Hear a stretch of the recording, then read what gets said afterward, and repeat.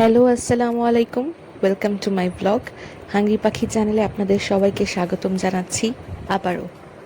আজ আপনাদের সামনে নিয়ে আসলাম সবথেকে বিতর্কিত একটি সবজি, করলা ভাজি নিয়ে।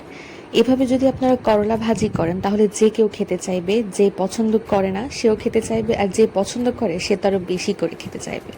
চলুন দেখে নেওয়া যাক কীভাবে তৈরি করতে হয় এই মচমচে করলা ভাজি। আর করলার উপকারিতা বলতে গেলে তো শেষই হবে না। ডায়াবেটিক্সের রোগী, চর্মরোগের রোগী অথবা কিডনির পেশেন্ট যে কেউ খেতে পারেন এই করলা ভাজি।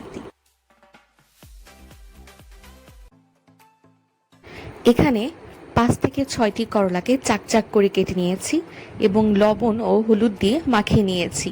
তারপর এটাকে তেলে ভাজা হবে। এখন একটি লোহার কড়াইতে সয়াবিন তেল দিয়ে দিচ্ছি।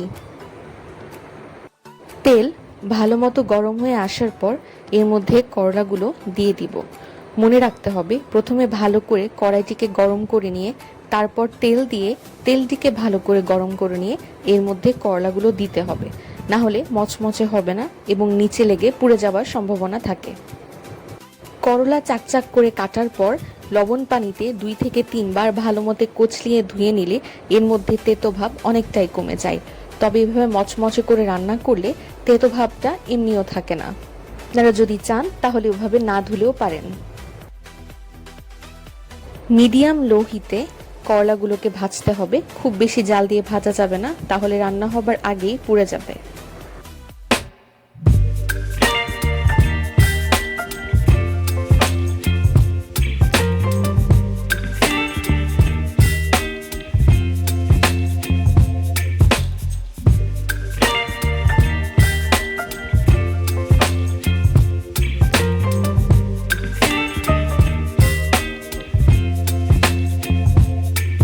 Baby, you give me ice and fire.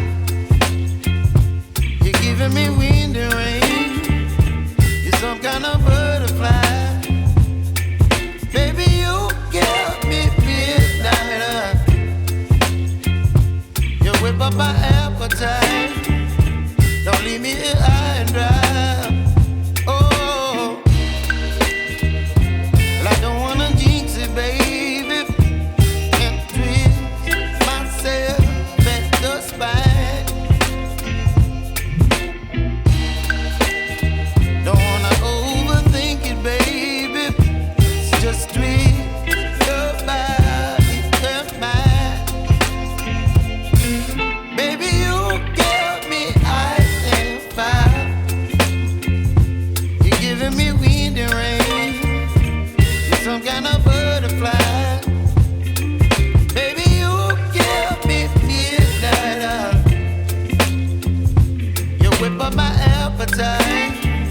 এখন সেই একই তেলে চাকচাক করে পেঁয়াজ কেটে নিয়ে এর মধ্যে পেঁয়াজগুলোকে ভেজে নিব, ঠিক মচমচা ফ্রাই করে নিব।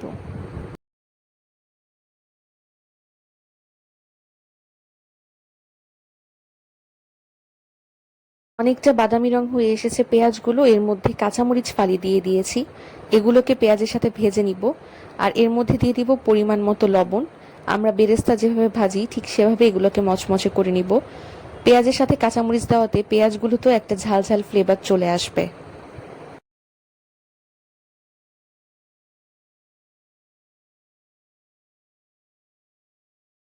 ভাজা পেঁয়াজগুলোকে এখন ভাজা করলার উপরে সুন্দর করে বিছিয়ে দিচ্ছি, সাথে রয়েছে ভাজা শুকনা মরিচ।